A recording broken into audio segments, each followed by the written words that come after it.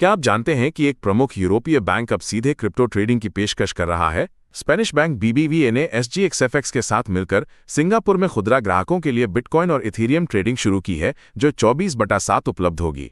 ये BBVA को SGXFX के क्रिप्टो इंफ्रास्ट्रक्चर को अपनाने वाला पहला EMEA बैंक बनाता है, जो माइका जैसे नियमों के तहत डिजिटल संपत्ति को मुख्य धारा में ला रहा है। दुनिया के सबसे बड़े ब्लॉकचेन विशेषज्ञों में से एक ETHEREUM के सह संस्थापक विटालिक ब्यूट्रिन ने एक बड़ी घोषणा की है।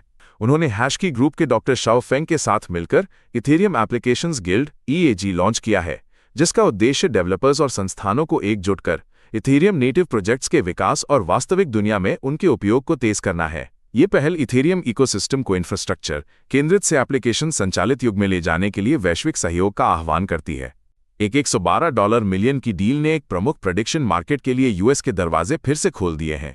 पॉली मार्केट ने QCX LLC को $112 मिलियन में अधिग्रहित किया, जिससे उसे डेजिग्नेटेड कॉन्ट्रैक्ट मार्केट लाइसेंस मिला, जो उसे US में स्पोर्ट्स और चुनाव सट्टेबाजी सहित बाजारों को स्वप्रमाणित करने की अनुमति देता है।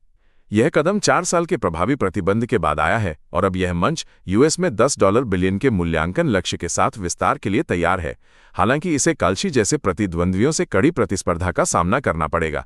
क्या आप जानते हैं कि चीन अपनी मुद्रा को वैश्विक मंच पर मजबूत करने के लिए एक नई डिजिटल रणनीति अपना रहा है और इसमें स्टेबल कॉइन की भूमिका अहम हो सकती है? हाल ही में CONFLUX नेटवर्क को ऑफशोर युआन स्टेबल कॉइन का परीक्षण करने की अनुमति मिली है।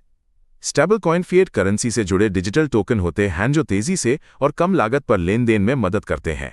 इस पहल का लक्ष्य वैश्विक वित्तीय व्यवस्था में चीन की स्थिति को मजबूत करना और युआन के अंतर्राष्ट्रीयकरण को बढ़ावा देना है। कॉन्फ्लक्स इस साल के अंत तक 30 करोड़ युआन मूल्य के स्टेबल कॉइन जारी करने की योजना बना रहा है। जापानी कंपनी मेटाप्लैनेट ने बिटकॉइन होल्डिंग्स में एक बड़ी छलांग लगाई है, जो अब दुनिया की चौथी सबसे बड़ी सार्वजनिक रूप से कारोबार करने वाली बिटकॉइन धारक बन गई है। हाल ही में 5,268 BTC खरीदने के बाद मेटाप्लैनेट के पास अब कुल 30,823 BTC हैं, जिससे ये 2025 के अपने लक्ष्य को समय से पहले ही पार कर गई है।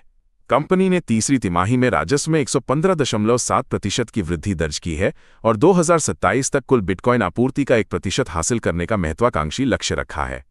कल्पना कीजिए, अगर एक कंपनी अपने $2 बिलियन के खजाने को क्रिप्टो करेंसी में बदल दे तो क्या होगा? विजनसिस AI ने मैरिनेड फाइनेंस के साथ मिलकर $2 बिलियन का सालाना डिजिटल ट्रेजरी प्रोग्राम शुरू किया है, जिसमें पहले चरण में 6 महीनों के भीतर $500 मिलियन SOL खरीदे और स्टेक किए जाएंगे। ये कदम कंपनियों द्वारा डिजिटल संपत्तियों को अपने बैलेंस शीट में शामिल करने की बढ़ती प्रवृत्ति को दर्शाता है, जो AI और ब्लॉकचेन के संगम पर नए DeFi समाधानों की तलाश कर रहा है। पारंपरिक वित्त और ब्लॉकचेन के बीच एक ऐतिहासिक पुल बन गया है, जो वित्तीय बाजार के लिए एक नए युग की शुरुआत कर रहा है।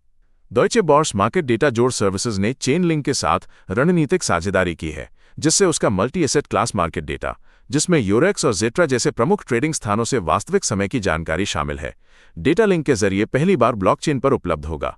ये कदम 400 से अधिक DeFi प्रोटोकॉल को उच्च गुणवत्ता वाले डेटा तक पहुंच प्रदान करेगा, जिससे पारंपरिक वित्त द्वारा समर्थित नए विनियमित वित्तीय उत्पादों के निर्माण के लिए अभूतपूर्व अवसर खुलेंगे।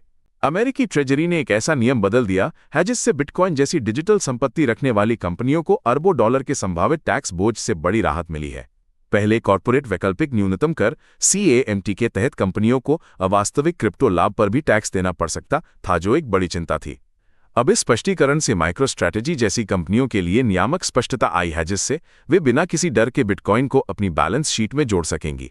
क्रिप्टो बाजार में एक नया मील का पत्थर आलियो और पैक्सॉस लैब्स ने मिलकर एक ऐसी स्टेबल कॉइन लॉन्च की है जो लेनदेन की गोपनीयता को पूरी तरह से एन्क्रिप्ट करती है। USAD नामक ये स्टेबल कॉइन एलियो के जीरो नॉलेज ब्लॉकचेन पर आधारित है, जिसका लक्ष्य वित्तीय संस्थानों को निजी और प्रोग्रामेबल डिजिटल डॉलर का अनुभव देना है।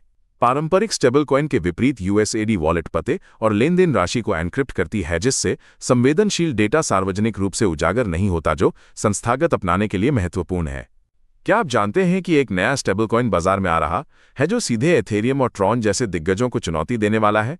लेयर 1 ब्लॉकचेन एप्टिस ने ट्रम्प परिवार से जुड़ी वर्ल्ड लिबर्टी फाइनेंशियल के साथ मिलकर USD एक स्टेबल कॉइन लॉन्च किया है, जिसका लक्ष्य कम लेनदेन शुल्क और तेज गति प्रदान कर खुद को स्थापित करना है। ये कदम एप्टॉस को DeFi और संस्थागत उपयोगकर्ताओं के लिए वित्तीय सेवाओं का विस्तार करने में मदद करेगा, जिससे स्टेबल कॉइन बाजार में एक नई और महत्वपूर्ण प्रतिस्पर्धा शुरू होगी। कल्पना कीजिए, अगर ब्लॉकचेन पर संस्थागत पहचान सत्यापित हो जाए तो क्या होगा? GLEIF का VLEI और चेनलिंक का CCID व AC मिलकर डिजिटल संपत्ति और स्मार्ट कॉन्ट्रैक्ट्स के लिए स्वचालित सत्यापन योग्य पहचान प्रदान करते हैं। ये साझेदारी बैंकों और वित्तीय संस्थानों को नियामक आवश्यकताओं को पूरा करने और अरबों डॉलर की संस्थागत पूंजी को ऑन चेन लाने में मदद करेगी, जैसे कि एक स्वचालित वेंडिंग मशीन बिना किसी बिचौलिए के काम करती है। क्या आप जानते हैं कि संस्थागत निवेशक अब बिटकॉइन और इथीरियम से भी तेजी से XRP और सोलाना फ्यूचर्स को अपना रहे हैं?